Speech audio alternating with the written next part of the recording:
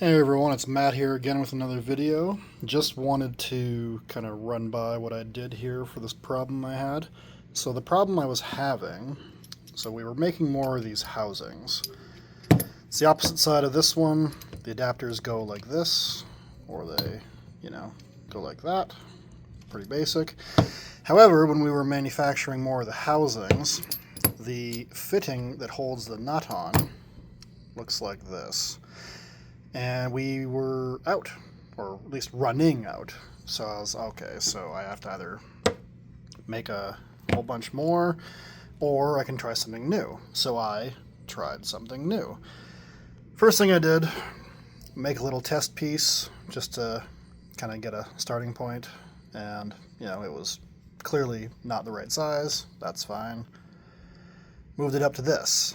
Made sure the dimensions were okay, the hole was fine, and then I test fitted it, and it was loose. So I go, okay, do I actually want to do the press fit now? Because now that I have the option to not, why not throw some threads on it? And this piece is not removable, so this is just purely for assembly. You epoxy it in, thread it in, it'll never come out kind of thing. So what I did was I picked a size of thread, tap, which worked out to be what? 1/2 13. Ended up working out to mill those. I guess milling isn't the right word, but run the threads in. And then what I did, test fit it, make sure it fit. It did.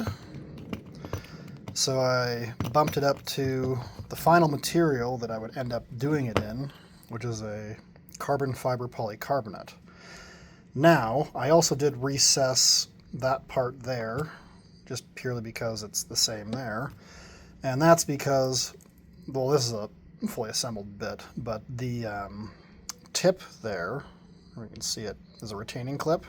And it kind of holds the tip in there, and it does have to have room to flex. And unfortunately for the first one, I think it'll fit now, purely because I kind of augured it out a little. Yeah, I did auger it out a little, but it wouldn't fit in at all. So I was like, okay, the hole shrunk a bit, let's fix that. Moved up to, if it wants to come out, this one here. The hole was A-okay. There was no issues with it whatsoever. Drop it on here. No, it's the other way. Anyway, it fit. And then I decided to, instead of having this piece here where I have to remove support material, why don't I bevel it so that I don't have to deal with that? And that's what happened. It's a bit too aggressive to have the bevel on it. So I had to go back to the other one, and we're gonna use this as the final result. So the long and short of it, how it'll work, you have to assemble it with the nut, like so. If it wants to. That's the beauty of, oh, come on. There we go. So like I said, I ran the threads. Oh, jeez. Come on. It's hard to do this with one hand. I tried looking for my stand, but I couldn't find it anywhere. That's okay. I'll figure it out eventually. There we go. Now the end result, let me just tighten this off camera here. There we go. So the end result will be this. And what ends up happening is, this is kind of the internal bits. This isn't really how it's built, but tip sticks out. Tip is removable, by the way. This is just what I'm using for, fitment and things like that. Everything's there. Clearance is good. Everything rotates just great.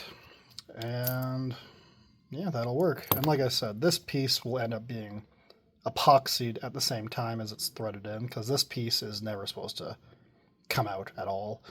It's not a serviceable piece, this piece here. It's literally just there to hold the nut on.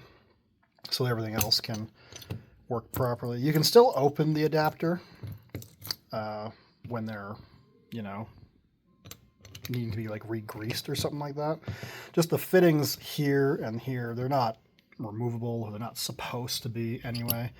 So that is what we are going to be doing, at least in the interim, because, you know, orders still have to go out.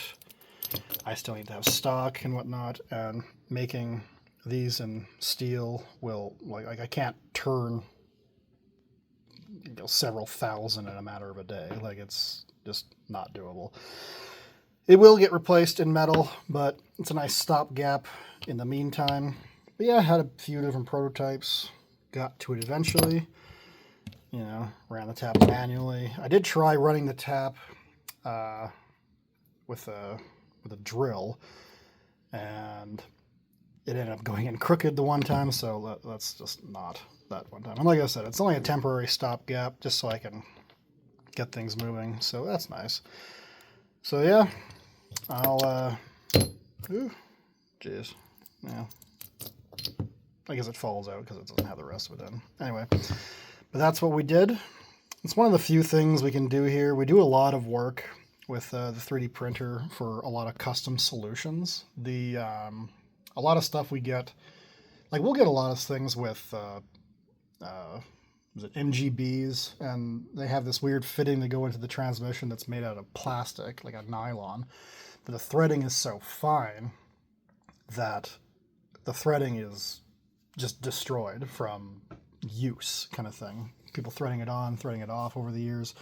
And what we end up doing is we just slap on like a sleeve to put in new threads, kind of thing, so it's onto a more normal 7/8 fitting, so at least you don't have problems with finding cables and things like that that fit. But, you know, that's a topic for another video. But yeah, like we do all sorts of custom work and things like that like this.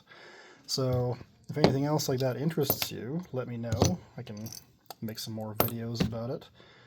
Otherwise, yeah, any comments or concerns, questions, leave them in the comment section below. Like and subscribe should the mood strike you. Otherwise, take care. Have yourself a good day.